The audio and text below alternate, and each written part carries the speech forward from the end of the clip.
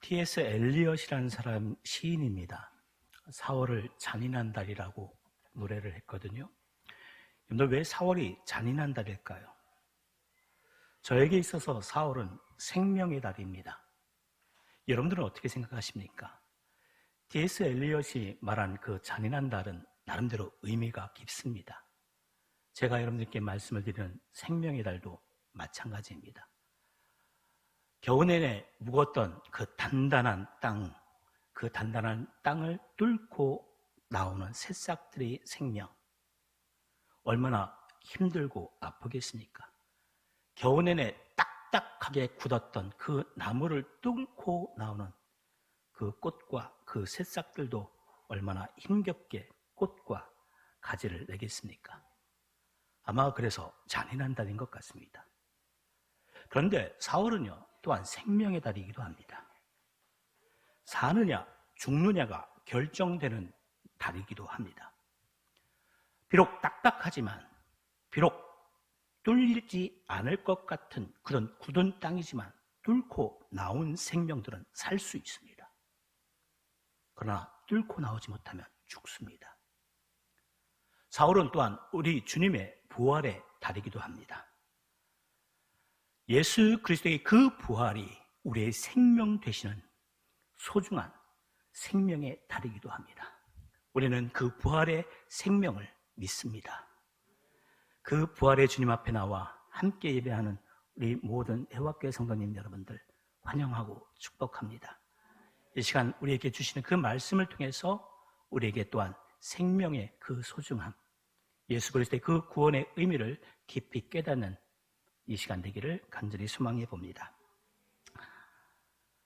잠언은 인간이 이 땅 위에서 살아가는데 꼭 필요한 진리를 간결하게 전하고 있는 것이 특징이 있습니다. 비록 잠언의 말씀이 오늘을 사는 우리에게 이해가 안 되고 황당해 보이는 내용이 있다 할지라도 하나님은 그 모든 것을 보편적 진리로 우리에게 말씀하셨고 가르쳐 주셨습니다. 잠언은 우리 삶의 지혜를 담고 있는 놀라운 진리의 책입니다. 우리는 잠언 27장 1절로부터 14절까지의 성경 말씀을 읽었습니다. 이 말씀 속에서 저는 우리 인생이 제대로 깨달아야 할 세 가지, 우리가 깨달아야 할 것들이 있는데 바로 세 가지. 아니, 저는 이렇게 한번 저 나름대로 번역을 해봤습니다. 우리 인생이 살아가면서 잘 해야 하는 세 가지. 우리가 살아가면서 정말 잘 해야 하는 삶의 모습 세 가지의 사실이 있다는 것을 저는 깨달았습니다. 오늘 이 말씀을 나누려고 합니다. 우리는 자랑하지 말아야 합니다. 본문 1절입니다. 우리 1절 말씀을 함께 읽어볼까요?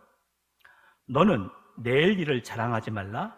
하루 동안에 무슨 일이 일어날는지 내가 알 수 없음이니라. 자랑하지 말라. 이 말씀은 바로 앞에 있는 인생도 스스로 알 수 없는 자신의 인생을 자랑하지 말라. 1분의 앞, 10분의 앞, 1시간의 앞, 너는 알 수 있느냐? 알 수 없는 그 인생을 자랑하지 말라라는 말씀이에요.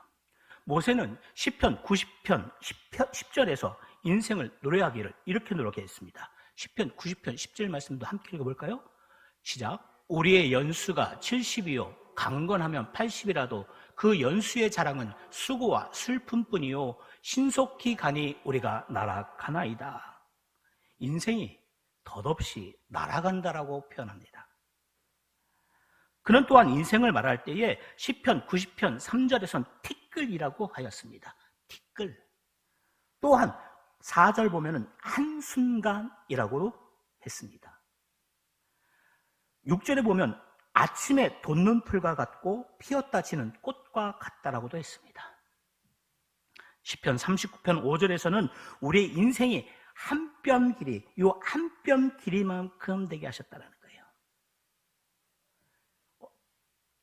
나는 한 뼘이 더 크니까 나는 오래 살 거야? 그게 아니에요. 짧다란 얘기예요. 그렇게 사람의 인생을 없는 것 같이 하셨다라고 성경은 말씀하고 있습니다. 야고보서, 신약 성경에서 야고보서 4장 14절에서 야고보서는요, 인생을 이렇게 얘기를 했습니다. 어떻게 해요? 안개. 인생은 안개와 같다. 아침에 피어오르는 안개, 해가 뜨자마자 바로 사라져버리는 안개, 이것이 인생이라는 겁니다. 이 같은 인생인 줄 아는 사람이 어떻게 살아야 할지를 시편 90편 12절은 자기의 날이 얼마나 남았는지 계수하면서 지혜롭게 살아야 한다라고 말씀합니다. 우리 함께 말씀을 읽어볼까요? 시작. 우리에게 우리 날 계수함을 가르치사 지혜로운 마음을 얻게 하소서. 이렇게 살라는 거예요.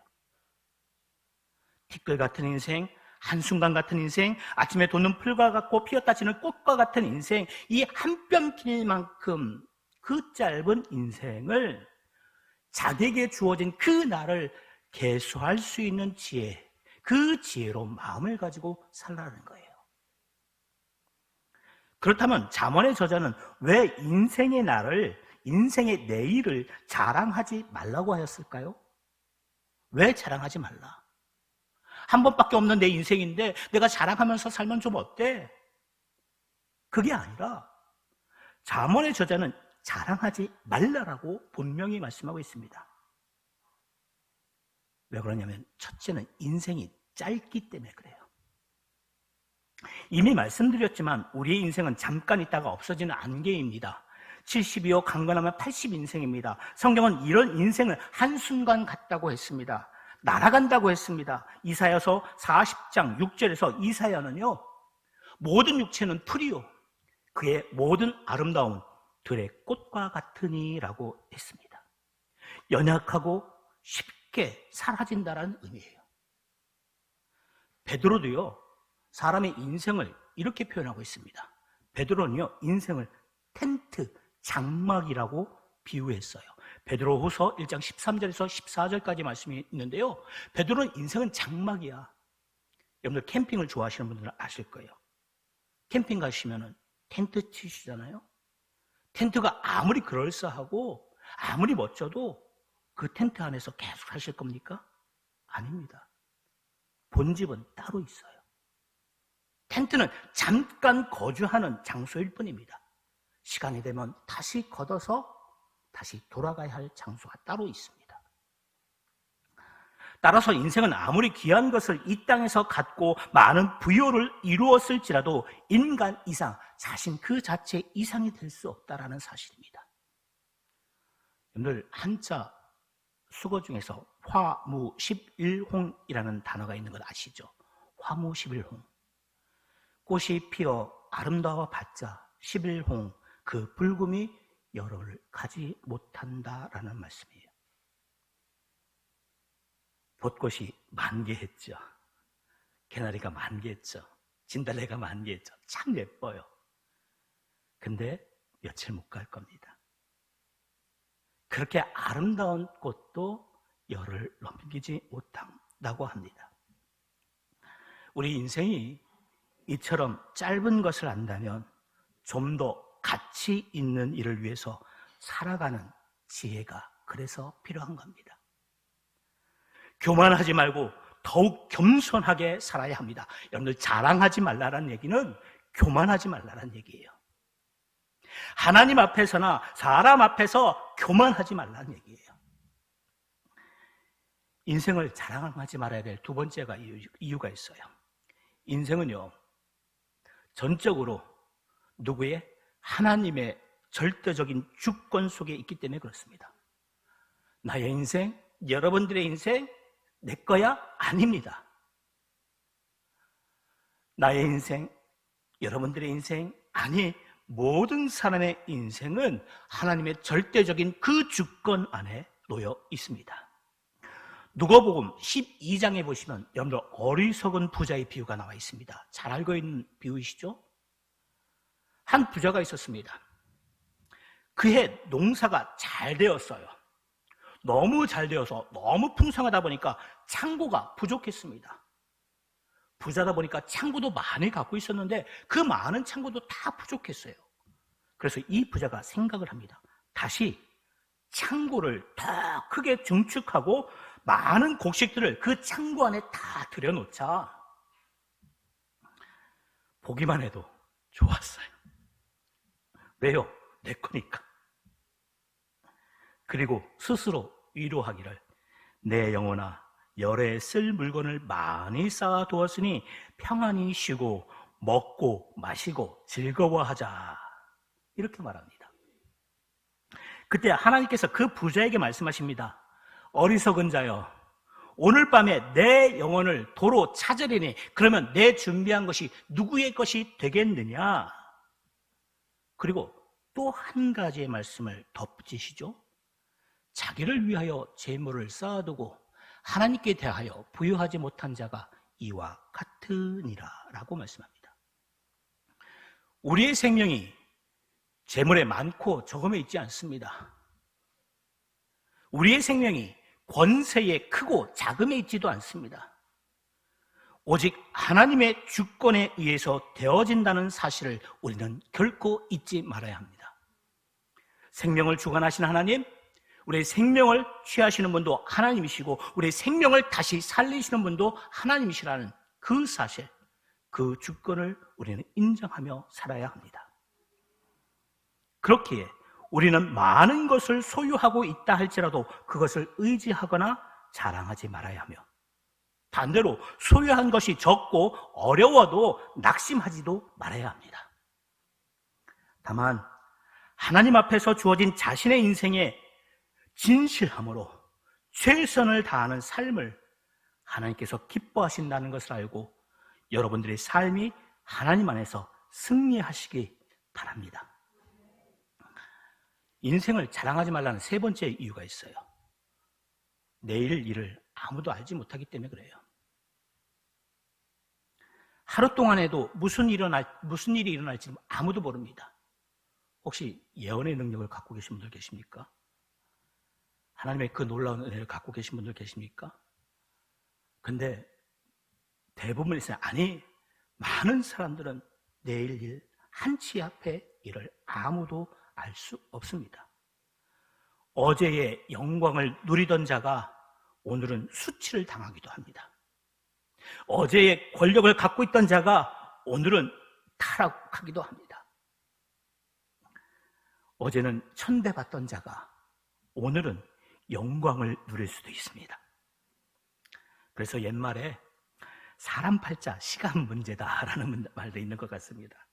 또 쥐구멍에도 뭐 들러있다? 벼 들러있다, 이런 속담도 있는 것 같습니다. 내일 일을 아무도 모른다는 거예요. 분명한 것은 인생의 한 치 앞도 우리는 내다볼 수 없다는 것입니다. 전도서 3장 11절 말씀인데요, 우리 함께 읽어보겠습니다. 시작. 하나님이 모든 것을 지으시되 때를 따라 아름답게 하셨고 또 사람들에게는 영원을 사모하는 마음을 주셨느니라. 그러나 하나님이 하시는 일의 시종을 사람으로 측량할 수 없게 하셨도다. 하나님의 하시는 일의 그 처음과 나중을 사람들로 알 수 없게 하셨다라는 말씀이에요. 하나님께서 모르게 하셨는데 그 누가 알 수 있겠습니까? 그것을 궁금하게 생각할 필요도 없고 알 필요도 없습니다. 우리가 아는 것보다 어쩌면 모르는 것이 더 좋으니까 하나님께서 모르게 만드신 것 같습니다.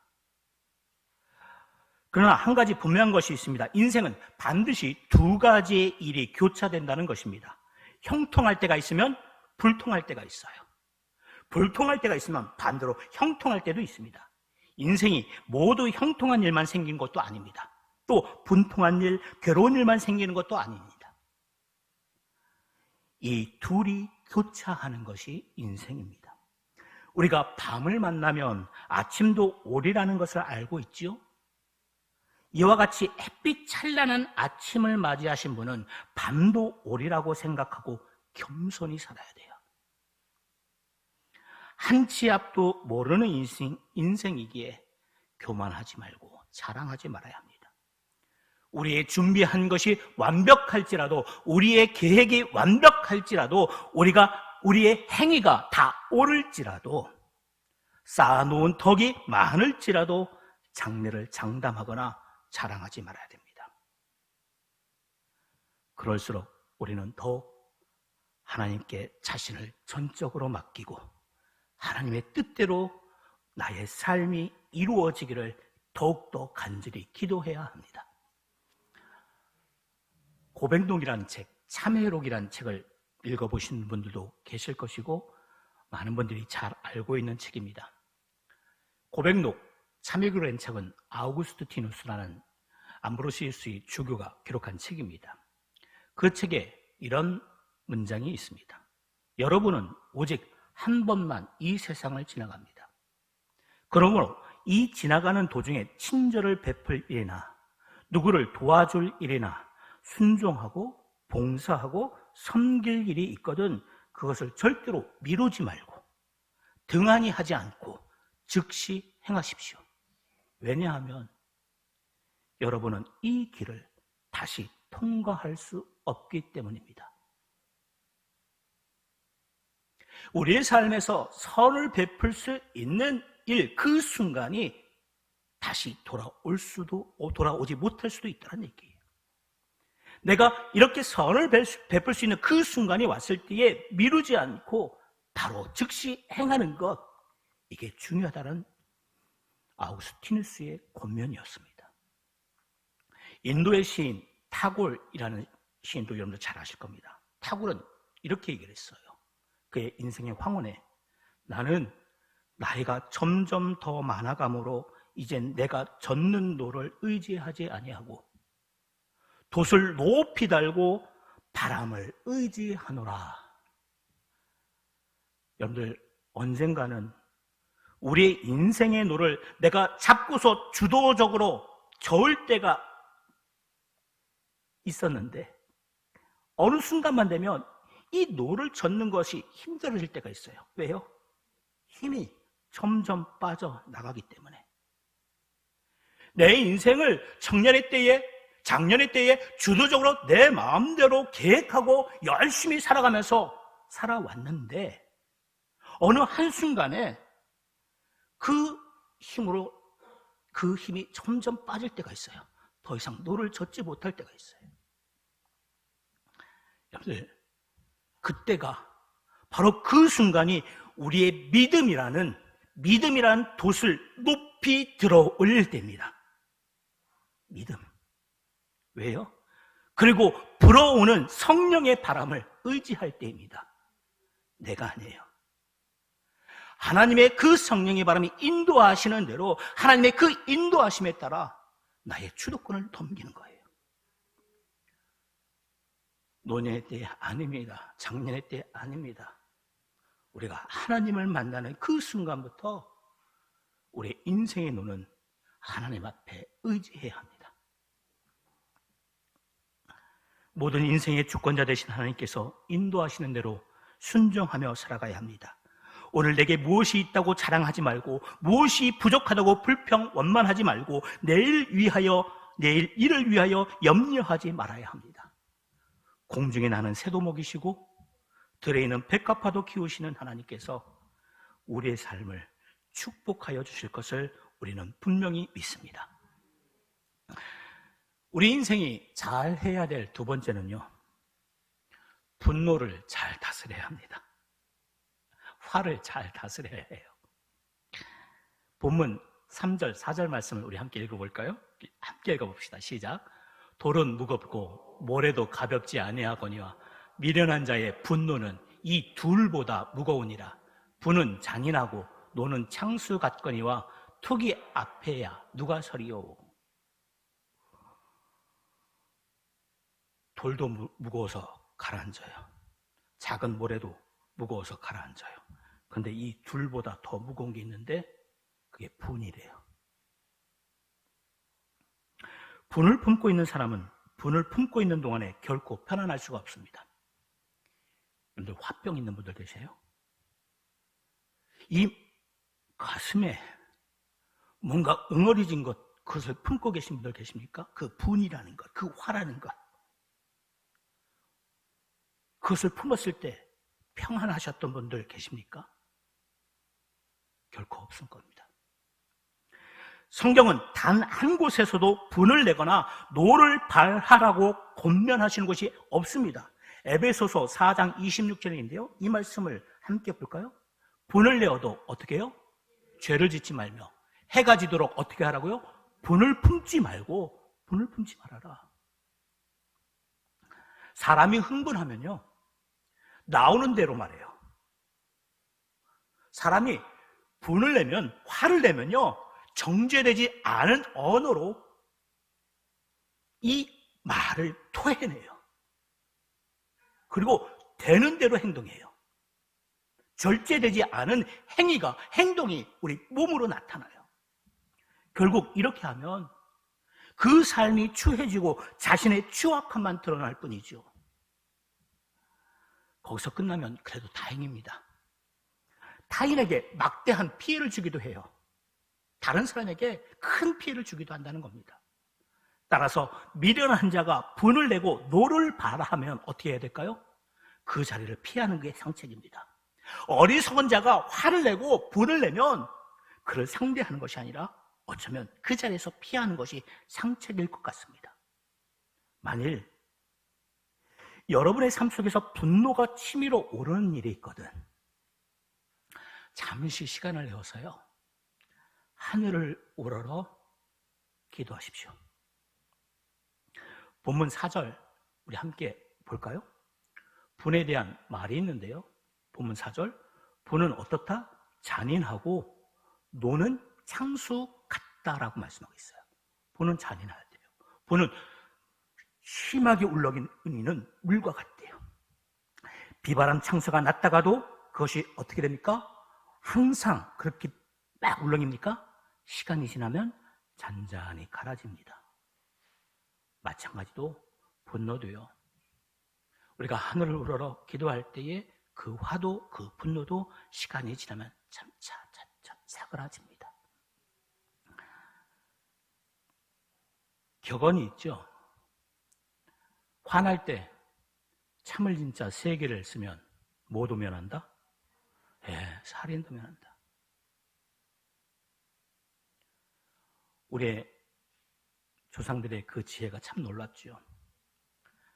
그 몇 획 안 되는 그 참을 인자 3번 쓰니까 사람을 죽이는 그 큰 잘못도 면할 수 있다고 말씀합니다.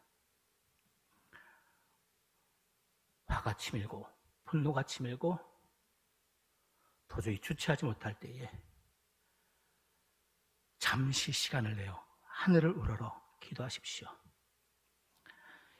옛날 중국에 5대가 함께 사는 집이 있었습니다. 5대면 어떻게 되는 겁니까? 손자, 손녀, 증손자, 중손녀까지 해가지고 증조 할아버지까지 쭉 해가지고 5대. 오늘날은 한 세대도 살기가 힘들어서 1인 세대로 갈라지는데 5대가 함께 살았대요. 워낙 중국 문화의 특징 중에 하나죠. 많은 세대가 함께 모여 사니까요. 어떤 사람이 물었습니다. 어떻게 5대가 같이 살 수 있습니까? 그랬더니 거기서 그러니까 지혜롭게 나이를 드신 연장자가 계셨어요. 항아리를 보여주더라는 겁니다. 그렇게 크지도 않은 항아리인데 중간 정도 되는 항아리를 딱 보여주더래요. 항아리를 보니까 그 안에 수북한 쪽지가 있었는데 쪽지마다 글자가 하나 있었대요. 어떤 글자? 참을 인자. 항아리가 그 참을 인자 글씨가 가득가득 쌓여 있더라는 거예요. 이게 뭡니까? 마음이 상할 때마다 참을 인자를 써서 그것을 항아리에 넣고 참았다라는 거예요. 여러분들, 가족이 함께 모여 살아도 우리가 화가 날 때가 있잖아요. 그러니 5세대가 함께 살았으니 얼마나 화가 나고 충돌할 일이 많았겠습니까? 그럴 때마다 그 가족들이 약속을 정해서 참을 인자 써서 그 안에 넣었다라는 거예요. 그것이 그 가문의 가온이래요. 그래서 그 많은 가족들이 함께 살 수 있었다는 겁니다. 여러분들, 참음에서 평안이 옵니다. 참음에서 용서가 옵니다. 평안하게 살기 위해서 서로 참고 용서해야 합니다. 어쩌면 내가 여유가 있을 때에 내가 여유가 있을 때 물질로 다른 사람을 구제하는 것은 어려운 일이 아닐 겁니다. 생각해 보세요, 여러분들. 내가 물질에 여유가 있어요. 그것이 돈이 되었든, 그것이 어떤 시간이 되었든, 어떤 재능이 되었든 여유가 있어요. 그것을 가지고 누군가를 돕는 것은 어려운 일이 아닐 수도 있습니다. 힘이 있을 때에 남을 도와주는 것도 어려운 일이 아니죠. 다른 사람을 도와주는 것이 얼마나 때때로 자랑스러운 일입니까? 남을 도와주면 많은 사람들로부터 칭찬을 듣습니다. 참 대단한 사람이야, 좋은 사람이야. 얼마든지 선한 일을 할 수 있습니다. 그러나 이런 일보다 더 어려운 일이 있는데 그게 바로 참고 다른 사람을 용서하는 거예요. 여러분 어떻게 생각하십니까? 미련한 자는 분노를 잘 드러내는 자입니다. 어리석은 자는 그 화를 주체하지 못하고 바로 드러내는 자입니다. 그러나 지혜로운 사람은 분노를 잘 다스리는 자입니다. 분노가 자라면 더 잔인한 투기와 샘내는 일이 됩니다. 분노는 일시적인 현상에 불과하지만 투기는 상대의 형통을 불허하는 일이기에 상대방이 잘못함이 없음에도 상대방이 잘 되는 것을 공연히 시기하고 방해하려고 하는 데서 오는 악한 행위로 변하게 되어 있습니다. 다른 사람이 잘 되는 것을 보면 칭찬을 못해도 시기하는 일은 절대 하지 말아야 합니다. 오늘 본문, 이 본문을 지나서 잠언 27장 22절에 보면 이런 말씀이 있어요. 우리 함께 읽어보겠습니다. 잠언 27장 22절의 말씀입니다. 함께 읽어볼까요? 시작. 미련한 자를 곡물과 함께 절구에 넣고 공이로 찌을지라도 그의 미련은 벗겨지지 아니하느니라.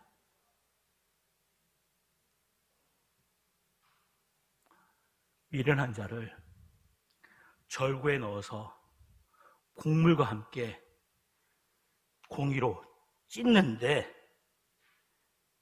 곡물은 그 껍질이 다 벗겨지지만 이 미련한 자의 그 미련은 벗겨지지 않는데요. 아무리 그 미련을 찌어내어 벗겨버리고 싶어도 벗겨지지 않는데요. 완악함의 미련함이 어떤 상태인지를 잘 표현하고 있죠. 미련한 자는 완고하여 고집이 셉니다. 자기 멋대로 하는 사람을 말하는데 이런 사람은 어떤 방도로도 고쳐지지 않는다는 거예요. 미련함이 제2의 천성이 되어서 교육이나 훈련 또한 준엄한 징계를 내릴지라도 그것으로 개선되지 않는다는 겁니다. 우리가 배워야 할 삶의 지혜는 그 분노를 잘 다스리는 겁니다. 우리 인생이 잘해야 될 세 번째는요, 여러분들도 잘 알고 있는 것처럼 좋은 친구를 사귀어야 돼요. 좋은 친구. 본문 5절, 6절 말씀 우리 함께 읽어볼까요? 5절, 6절입니다. 시작. 면책은 숨은 사랑보다 나으니라. 친구의 아픈 책망은 충직으로 말미암는 것이나 원수의 잦은 입맞춤은 거짓에서 난 것이니라. 여기서 면책이라는 말은 노골적인 책망이에요. 드러내고 책망을 하는 겁니다. 그러면서 너는 이것이 잘못되었어. 이것을 시정해야 해. 이렇게 말하는 거예요.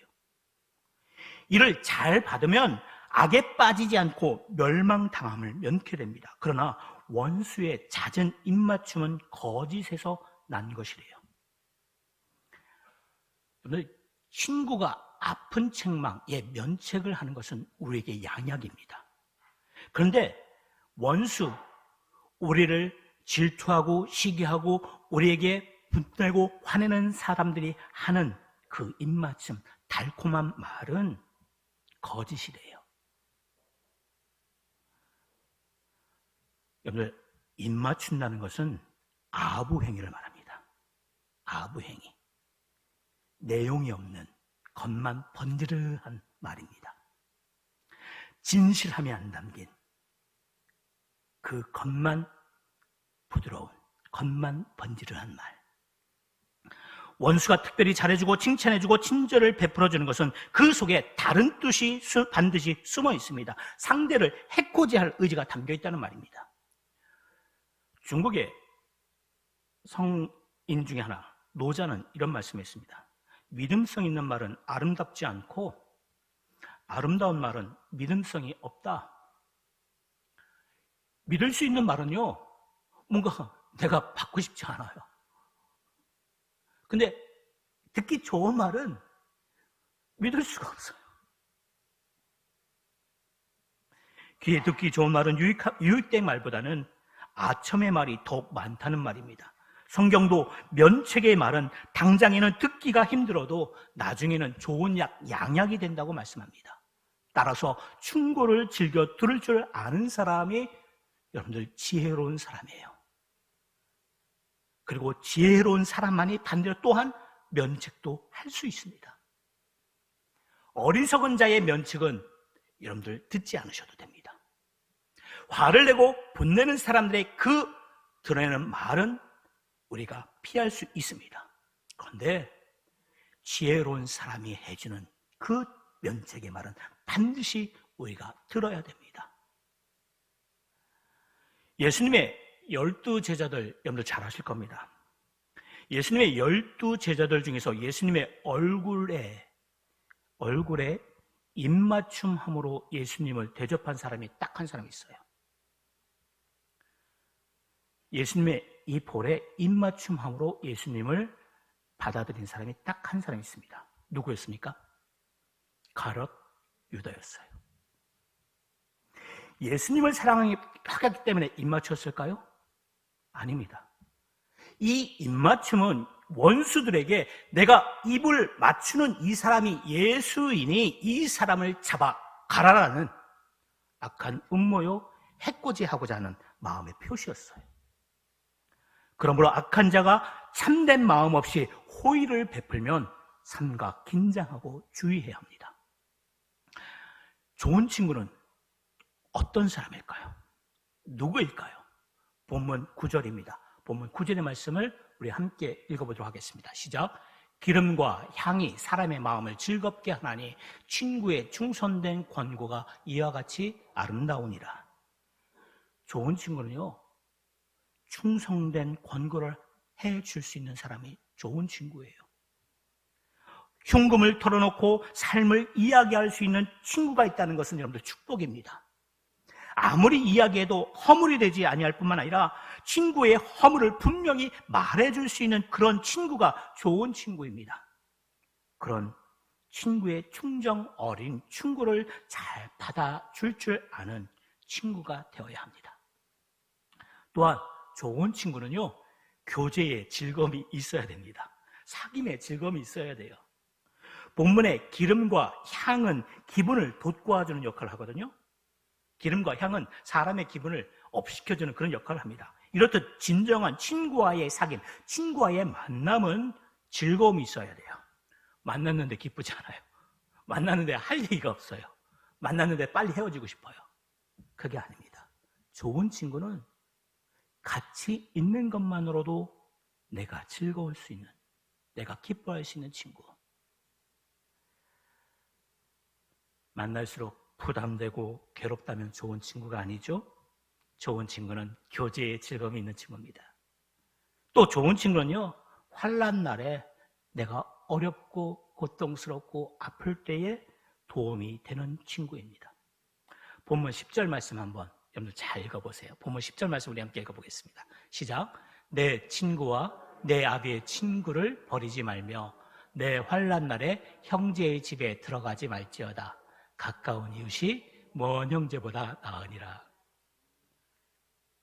여러분들 우리나라 단어 중에서 많이 들어본 단어 하나 있죠. 이웃사촌. 먼 친척보다 가까운 이웃이 낫다. 성경에 있는 말씀입니다. 이 말씀에는 어려움을 당할 때에 단순히 혈육이라는 이유만으로 도움을 청하지 말라는 의미도 숨어 있어요. 막상 위기가 닥치게 되면 여러분들 외면할 수 없기 때문에 가까운 이웃, 내 친구를 먼저 생각해야 합니다. 그러나 위기를 만났을 때 그 위기를 함께 할 수 있는 그 좋은 친구를 우리는 먼저 찾아야 합니다. 형제의 환난을 위하여 백방으로 노력하는 친구가 참된 친구, 좋은 친구입니다. 결혼하신 분들에게 있어서 가장 좋은 친구는 누굽니까? 배우자입니다. 아내에게 있어서 남편, 남편에게 있어서 아내. 저도요, 제가 듣기 싫은 소리를 다른 사람이 하면 기분이 별로 안 좋아요. 저도 사람인지라 그렇습니다. 근데 아내가 얘기를 하잖아요? 그럼 다시 한번 생각합니다. 왜요? 나를 아끼니까, 나를 사랑하니까. 그 말을 하는 겁니다.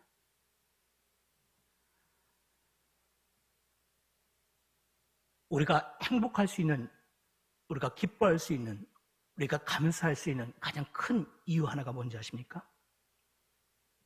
예수님이 내 친구가 되어주신다는 그 약속 때문입니다. 예수님이 여러분들 각자의 친구가 되어주신다는 그 약속 때문입니다. 저는 그래서요, 기뻐요. 저는 그래서요, 예수님이 좋아요.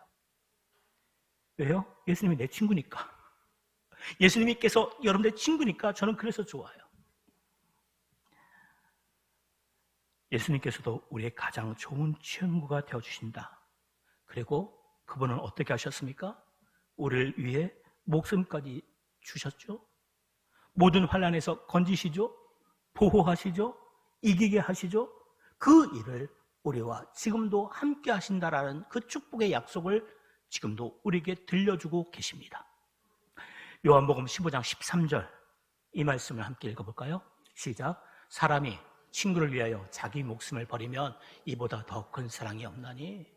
세상에서 가장 큰 사랑이 있는데 그 큰 사랑이 무엇이냐?